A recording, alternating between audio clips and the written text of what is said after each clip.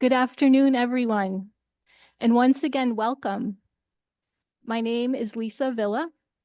I am the Public Services and Engagement Archivist at the Archives and Distinctive Collections Department here at Holy Cross. And it is wonderful to have you here. This afternoon's lecture, Historiography and the Archives, Deaf History as Archival Practice, demonstrates the opportunities as well as challenges that researchers encounter with archival collections, and we're using the Deaf Catholic Archives as the model. You can learn more about the DCA in a chapter of the book, Preserving Disability, Disability and the Archival Profession. This was written by members of the Archives and Distinctive Collections staff here at Holy Cross. There are flyers and a poster with more information and a QR code for a discount if you're interested in purchasing a copy for yourself or for your institution. And now I am very pleased to introduce our speaker, Dr. Rebecca Edwards. Dr. Edwards is a graduate of Holy Cross and received her doctorate in history from the University of Rochester. She is currently a professor of history at the Rochester Institute of Technology, where she teaches classes on the history of baseball, deaf history, and American history. Her two passions, deaf culture and American baseball, are reflected in the several books and numerous articles, including Deaf Players in Major League Baseball, which marvelously combines the two. In addition, it is important to note that Rebecca was a former Fenwick Scholar here at Holy Cross. Her thesis was later published by New York University Press into the book Words Made Flesh, which is often used as part of the curriculum here in the Deaf Studies program. It is my professional and personal pleasure to welcome back to campus my former roommate, Dr. Rebecca Edwards.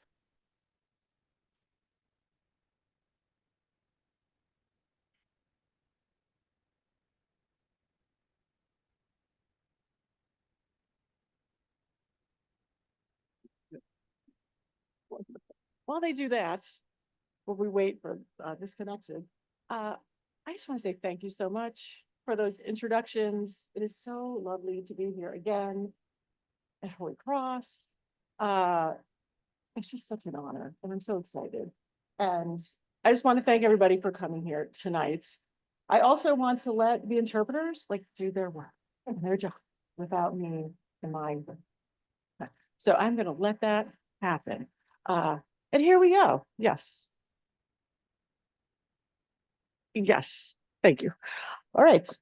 This is, as Lisa indicated, a talk about historiography in the archives, which sounds boring and terrifying, which is not how I meant it in my head when I gave it that title. I don't mean it to be scary, and I don't think it will be, because I want to focus on what we can do, right, with archival holdings. And in particular, in this case, what we can do with deaf holdings and why they matter so much. So I want to focus actually on my subtitle instead of the beginning. And that subtitle is about archival practice. Archival practice is just asking us questions about what gets saved, who saved it, why is it saved, where is it located, and how is it labeled? Can I find it as a historian even in the archive, right? That depends a lot on how it is labeled to me. And being able to find it depends on someone else who has decided to save the item. Being able to have it saved is why then, as a historian, I can attempt to write a history with it. And deaf history, like many histories of minority groups, is challenging to write. And that is because the material documentation of the community, and here I'm thinking about anything and all of it, letters, diaries, journals, newspapers, photographs, it too often is left unpreserved.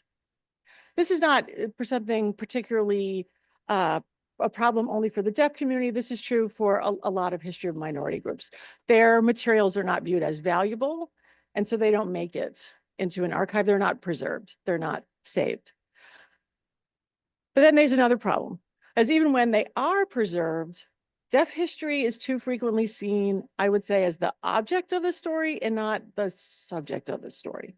And by that, I mean, there's a lot of things that walk in books that call themselves deaf history, but then when you actually open the book and start reading it, it's really a lot about hearing people. Because this is often, it's books about teachers and administrators and schools and the staff in a lot of those places, particularly in the 19th century, which is the century I particularly focus on, those are hearing people. And so you got into this to read about the deaf people, and then you're sort of struggling to find any in what was supposed to be a history about them. So hearing people become accidentally the main characters sometimes in these deaf histories. So that brings us back to the archives. The kinds of stories that we can tell depend heavily on what is saved. And so if we can have more material that's directly out of the hands of the deaf community, then we can put the deaf people back into deaf history. And that has been a particular goal in my own work. So that's the general sort of introductions about archives and why they matter so much. Here, we're gathered to talk, of course, about the deaf Catholic archives in particular.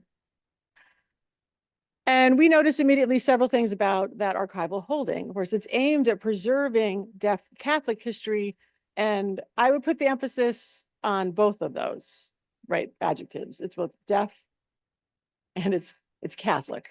So it's both members of the deaf community in their secular world, in their social world, but also in their religious community, in their sacred community, in the Catholic community. That archive holds items that are both by and for hearing people, thinking particularly of all the sign language dictionaries that are in the collection. They're mostly aimed at hearing people so they can learn how to sign in order to work with deaf people in religious settings.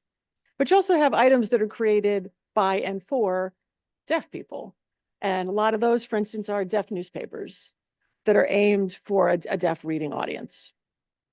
You also have items that are created by hearing people for a deaf audience, right? So I would think things like catechisms, where hearing people with religious training create those, but they're meant to be then given and used by a deaf audience.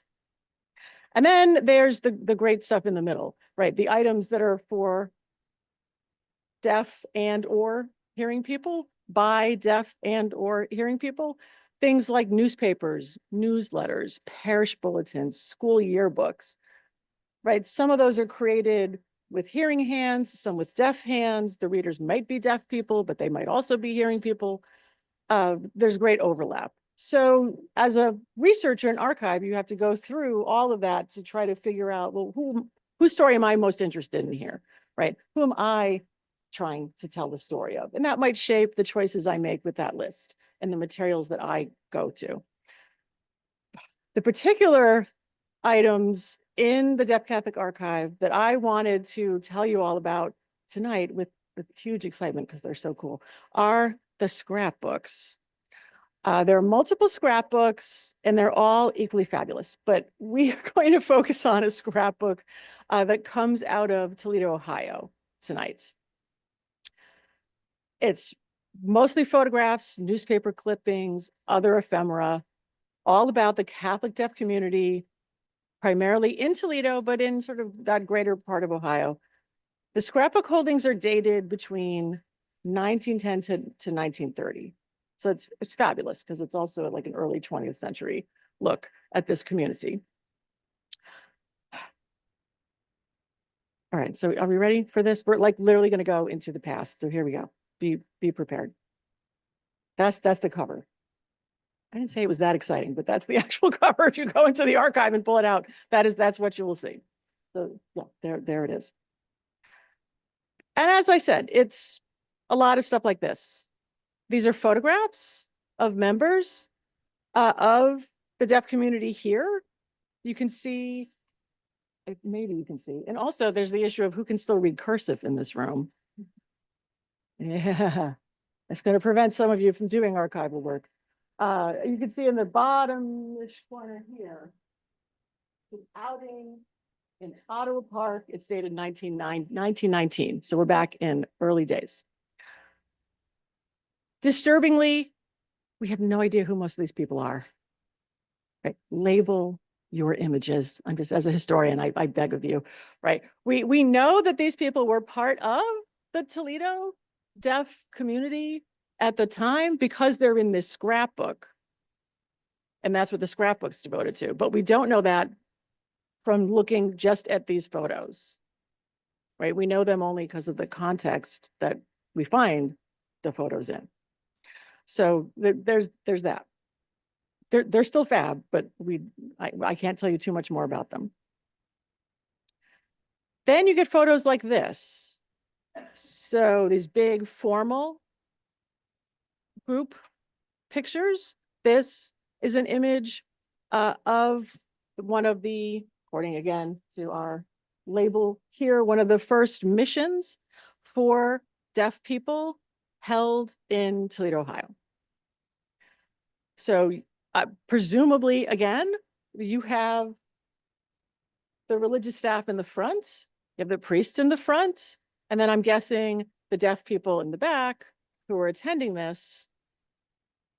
But again, that's is kind of a guess, I will admit, because we don't actually know, right? It's not labeled, but the association, because it's in this scrapbook that comes out of Toledo, Ohio, lets me assume that that's who we're looking at here.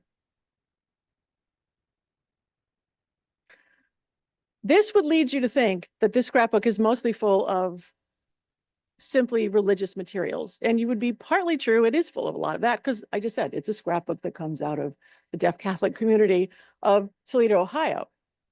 But whoever was keeping this scrapbook, and I'm saying whoever because we don't actually know.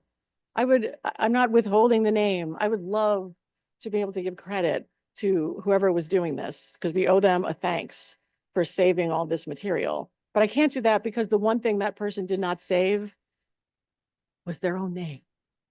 It is nowhere in the scrapbook. So I don't know who did all this work. Presumably it was a member of the community, just guessing by the things that they clipped and saved and cut. But that is only a guess is what I'm saying. And you would think it's mostly it's what makes the scrapbook on, again, the deaf Catholicness of it all. But then you get stuff like this. This gets pages and pages of coverage, I should add, in the scrapbook. This is coverage of an automobile accident in Toledo in 1919. And you can see, it tells us that the newspaper told us apparently that Horace T. Brown, paper salesman, is car victim. And then whoever kept this scrapbook corrected the newspaper and made that, you can see kind of the bleeding script. They made that T into a J. If you read the fine print in here, we discover that he is a member of the deaf Catholic community and he was a member of this Catholic society in Toledo. And so this is a loss of that community member, and whoever is keeping this scrapbook is capturing what happened here. And again, the coverage of this goes on and on, multiple pages. Here's an example of that. They're following the story through, in which we also discover here on this page that it's a 15-year-old boy who was joyriding who got in a car and killed him. So the tragic details also come out here. As is, however, the nature of scrapbooks, which you can see just by looking at this one particular image.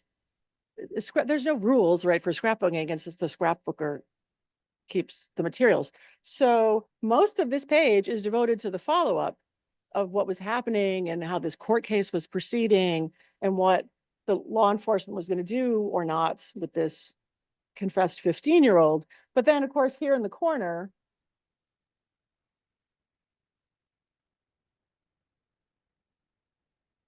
there's suddenly a wedding notice. Right? It's right there.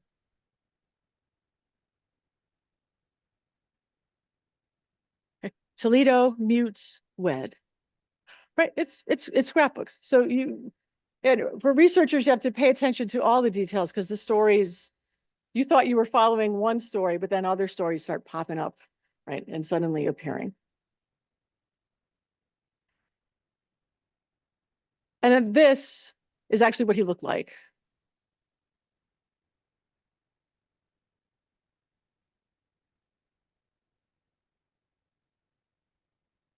That is him, that is Horace Brown, and that was his wife, of course, now widow.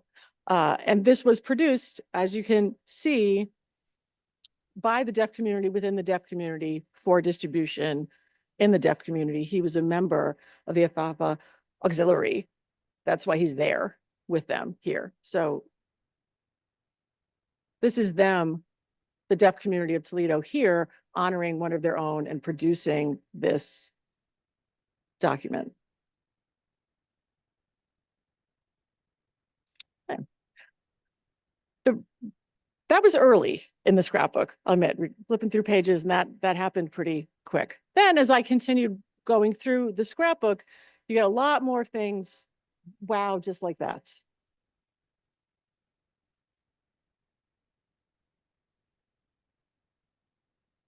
There's a huge just mashup of a whole bunch of different stuff going on here. We see the formal, the pink card at the front. It's an entry card for the Thanksgiving banquet. If you were attending, you would hand it in as like your ticket to go in. That's adorable that somebody saved that. And then there's another one here in the corner. Same thing. So these are formal printed materials. Again, you hand in, I'm going to this entertainment, I'm going to this ball. And then the rest, truly just an onslaught of various newspaper coverage here. So you get to see a taste of everything. Part of what I wanted to draw people's attention to with this page in particular are the documents running down the dead center of the page. This.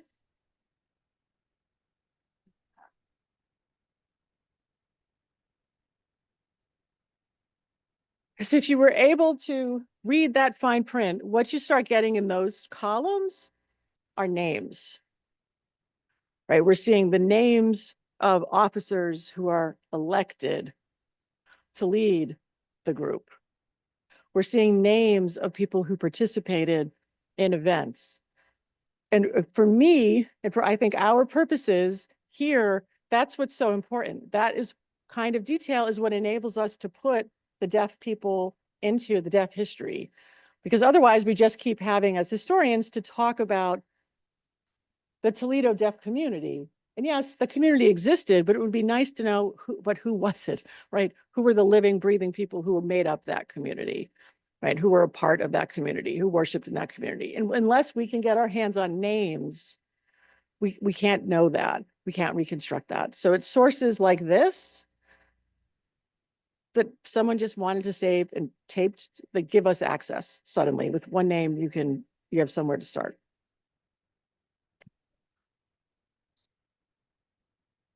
Right. This is giving us a bit of a sense of how that community imagined itself. We'll just hold that because we'll explain in a minute. We're getting images of their own events. You have the two programs that were saved. Those are fabulous to just see those printed souvenirs. Also, I love how one is actually labeled souvenir. Save this, it's a souvenir. But I think we can also see the deaf community explaining itself to us in the headline here.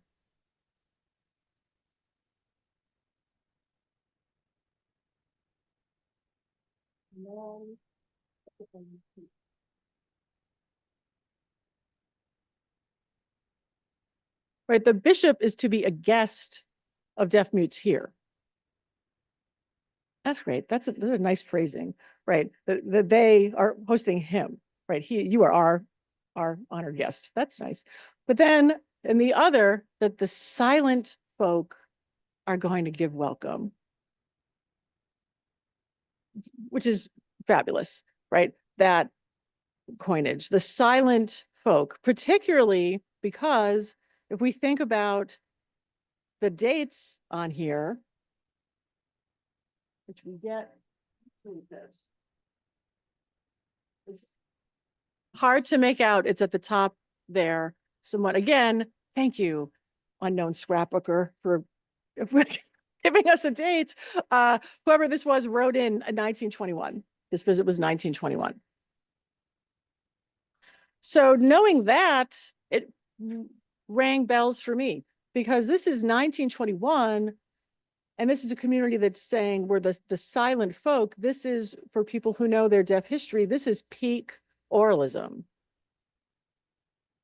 This is 1920s. This is peak oralism. So this is a little more of a political headline than it looks like, right? This is a community that's saying, no, it's not about that. We're not that. Those speaking people, that is a hearing thing. We are the silent folks. So that assertion, even in a quiet way, so to speak here, I think is really important. That's just so people can see it more close up. Look at that. It's fabulous. Buried at the bottom of the screen, so I finally just blew it up here for you, was this headline, tough to read in the bigger image. This: deaf mutes entertain with Halloween party.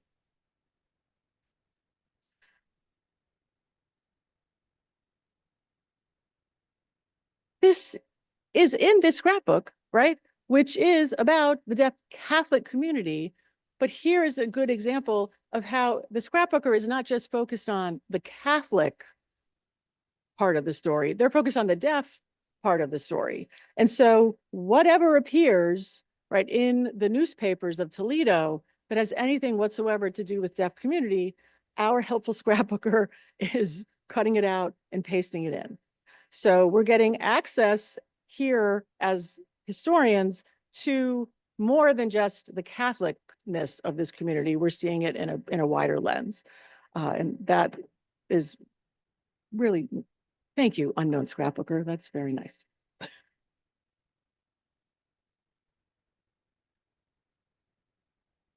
And then again, here we can see the details of this. And I wanted to pull out, again, here, to focus in on the one article about the silent folk, because this is telling us who they are. Again, this lists the names of the deaf people who are involved. So we get access not just to the top note, the headline, telling us something about the deaf community. We're actually finding out who's included here. Also, that it is appearing in, again, cursive, if you don't know how to read it, under the printed headline at the top, a little line, what you probably think is a scribble in the middle there. That is the News B. Again, our helpful scrapbooker has told us where they got this from, and it is just the Toledo Press. It's nothing deaf related. Sorry, nothing Catholic related. This is just a Toledo newspaper. The Toledo News B was a newspaper formed from the merger of two papers in Toledo in 1903, the Toledo News and the Toledo B. So it's not that creative. They just slapped them together. And it was published until 1938. So even if our helpful scrapbooker had not also been adding the dates, right, throughout, we can back our way into the timeline of when this must have been based upon just the fact that they told us what the newspaper was, which is very nice. And because Lisa rightly mentioned that I also teach the history of baseball, real baseball nerds here on opening weekend will know, right, that the Toledo News-Bee was also known for hosting a newspaper column by Hall of Fame baseball player Addie Joss, who's also served as their sports reporter and columnist. He, of course, is in the Baseball Hall of Fame because he has the lowest career WHIP in baseball history. And I see my time is done. No, I'm kidding. I've lost the non-baseball people. Hitters, you want the numbers to be higher. More is better. Pitchers, like Josh, you want the numbers to be lower. So he's the lowest WHIP still in baseball history. Anyway, he's here with Toledo at the News-Bee. See, there it is. You can practice your cursive. News-Bee. You'll have to trust me. That's what it says. But then there's more. Another one of the articles on that really crowded page is this one. Deaf mutes to be guests at annual banquet here. Our very helpful scrapbooker has helped to draw our attention to what this banquet was for, because as you'll see, they have underlined Thanksgiving dinner. So they're drawing our eye right to that. So this is Thanksgiving to be held at the Catholic Community House. So again, to me, it's the mix, right, of the secular and the sacred. It's at the Catholic Community House, but it's Thanksgiving. That would be interesting in itself, but that's not actually why I brought all of our collective attention to it. You gotta work for it, but it's right here.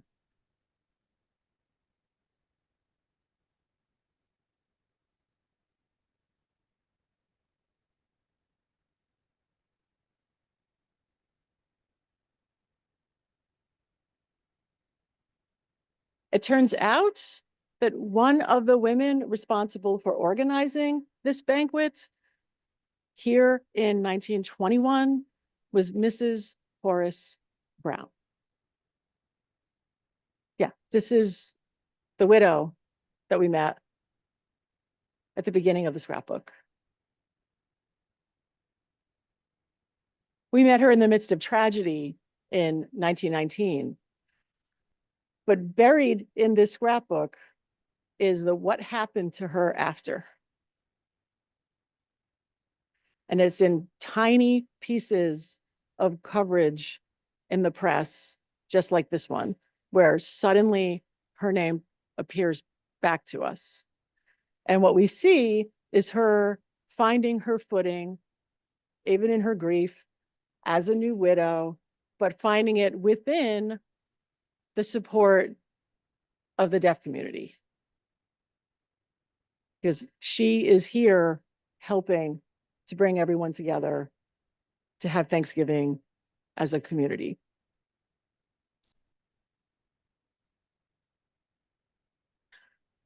The scrapbook, when I went to the Deaf Catholic Archives about a month ago to start looking at materials in preparation for this talk, the scrapbook struck me immediately as the kind of material that people don't think to save.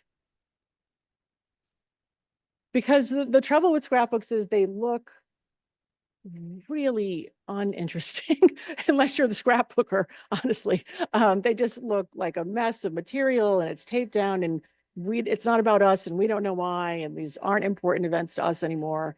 And who wants this stuff? I hope even in this little tiny taste of an exploration about what they can show us, the kind of window they can open suddenly onto a community, we want them. We want them. I want them. You want them. Everybody wants them. This is exactly the kind of material that should be saved in archives. And it is exactly the kind of material that if we had enough time to get into, maybe by we, I mean me, a lot more stories like this I think are waiting to be found. So with that encouragement, celebrate your past because it's a fabulous story. And I think a lot of it is still waiting to be told. Thank you so much for coming out here tonight. I really appreciate it. Thank you to all of you.